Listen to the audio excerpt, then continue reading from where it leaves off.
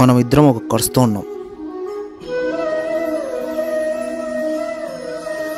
పాస్ట్లో నేను గంగ బ్రహ్మ వాళ్ళ కూతుర్ని, నువ్వు ఒక రాజువి, నీ పేరు వచ్చేసి మహావిసర. ఒకరోజు మా నాన్న ఆర్గనైజ్ చేసిన సభ జరుగుతున్నప్పుడు మనం ఇద్దరం అక్కడ ఉండే. ఒక ఇన్సిడెంట్ వల్ల సభలో ఉన్న ప్రతి ఒక్కరూ తలదించుకున్నారు, కానీ నువ్వు మాత్రం దించుకోలేదు. నన్ను అట్లే చూస్తున్నావు, నేను కూడా నిన్ను అట్లే చూస్తూ ఉన్నా. వీ హ్యాడ్ దట్ కనెక్షన్ ఆ టైంలో.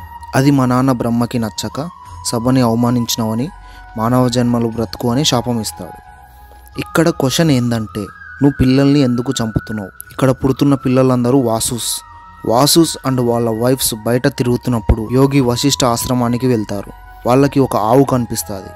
ఆ ఆవు పేరు నందిని. ఆ ఆవుని కామధేను అని కూడా అంటారు. ఆ ఆవు పాలు తాగిన ప్రతి ఒక్కరికి ఇమ్మోర్టాలిటీ వచ్చేస్తుంది. వాసుస్ వాళ్ళ వైఫ్ ఈ ఆవుని తీసుకెళ్ళిపోదామని అంటుంది.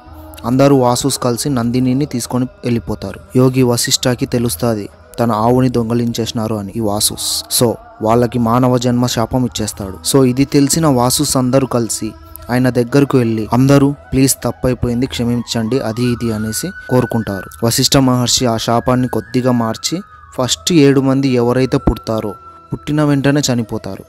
ఈ హెడ్ ఎవరైతే ఉన్నారో మీ వాసుస్కి, తనకి మాత్రం ఈ శాపం తప్పదు అనేసి చెప్తాడు. ఇప్పుడు గంగని ఈ వాసుస్ తన మాత లాగా ఉండు అని ప్రార్థించుకుంటాడు. 7 మంది చనిపోయినారని ఎప్పుడైతే తను అడుగుతాడో తను వదిలేసి వెళ్ళిపోతుంది. గంగా సనాతన్కి ఏం చెప్పేసి వెళ్ళిపోతుంది అంటే, ఇక్కడ నేను ఒక టైంలో తిరిగి వస్తా, ఎప్పుడంటే కొడుకుని ప్రతి ఒక్క విద్యను, ధర్మాలను, వేదాలు అన్నీ నేర్పించినాక నీ రాజ్యానికి తీసుకొస్తా అని గంగా సనాతన్కి చెప్పేసి వెళ్ళిపోతుంది.